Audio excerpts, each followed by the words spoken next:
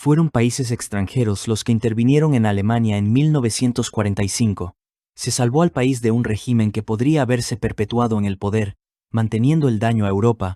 Esto indica que per se es totalmente compatible con la historia humana, que hayan existido naciones que han liberado a otras del yugo de la esclavitud. Un criterio similar existió con los padres fundadores de América. Estos próceres hoy son considerados legítimos libertadores. San Martín se unió a O'Higgins en la liberación de Chile a manos de la monarquía española. En Estados Unidos, la Guerra de Independencia también permitió la participación de naciones extranjeras como Francia, que ayudaron a Washington en la libre determinación de su pueblo. La historia demuestra que es legítimo que un país con ventajas pueda ayudar a otro pueblo que está siendo oprimido. Así el planeta se ha limpiado de tiranos y dictadores. También es legítimo que un país, incluso llamado invasor o libertador, dependiendo de la óptica, sea participante del levantamiento económico y de los beneficios financieros que no solo obtendrá la nación libertadora, sino también los propios habitantes del país. Un ejemplo claro fue como Japón, tras ser derrotado por los norteamericanos, fueron estos mismos quienes ayudaron a Japón a convertirse en una potencia económica mundial.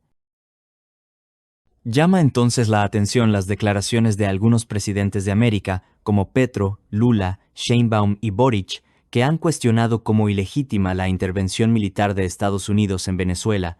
Se cita la no injerencia extranjera y la resolución mediante el diálogo.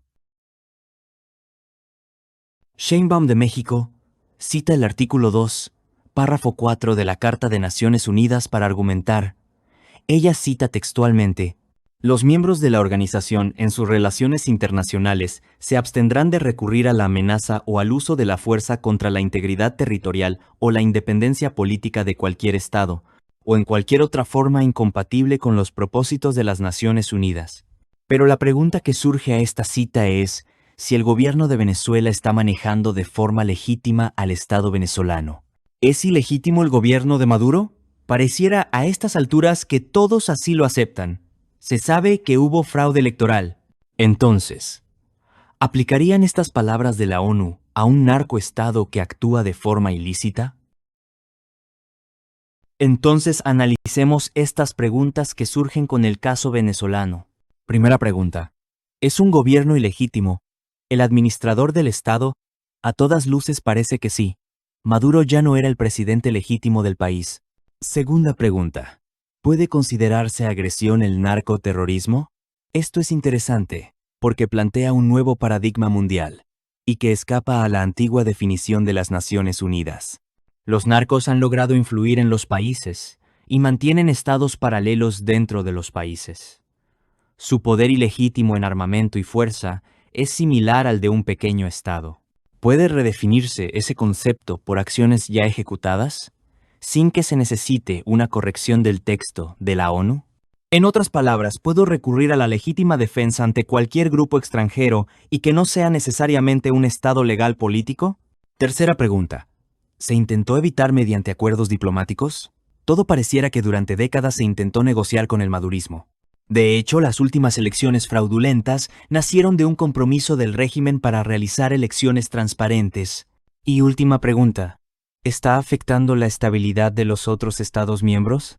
Es evidente que un éxodo de 8 a 10 millones de venezolanos por América y parte de Europa ha traído problemas logísticos relativos a la capacidad de los países para ofrecer servicios, resintiendo las capacidades de algunas naciones. Esto sería similar a que en vuestra casa para 4 personas dieras alojamiento a unos 7 o más. Por otra parte, algunos de estos migrantes traen antecedentes delictuales, son parte de los mismos tentáculos del narcoterrorismo, y los países de la zona se han visto afectados bajo crímenes, sicariato, prostitución, drogas y tráfico de personas.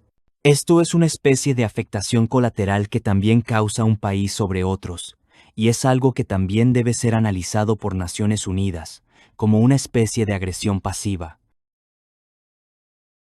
Ahora, veamos el artículo 2.7 de la Carta de la ONU.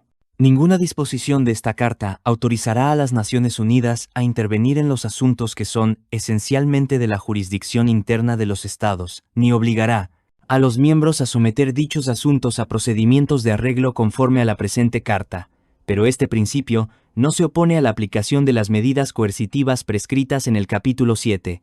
Es esta cita la que ha permitido que Estados Unidos utilice su derecho a la legítima defensa, invocando que no tiene la obligación de someter sus principios y asuntos a la presente Carta. En otras palabras, si un país considera que tiene el derecho a una acción que sea en sus intereses internos, la Carta de la ONU no lo obliga a no ejecutarlos, y puede que esos intereses internos sean puestos en peligro por agentes externos, como por ejemplo, el terrorismo. Así, de esa forma Estados Unidos ha utilizado ese derecho expresado en la misma Carta para defenderse de los ataques del 11 de septiembre de 2001, participar en la guerra de Vietnam y ejecutar operaciones en Irán, cuando considera que debe proteger sus asuntos internos. Esta aparente paradoja basado en este artículo anula lo que la presidenta Claudia Sheinbaum mostró con otro artículo.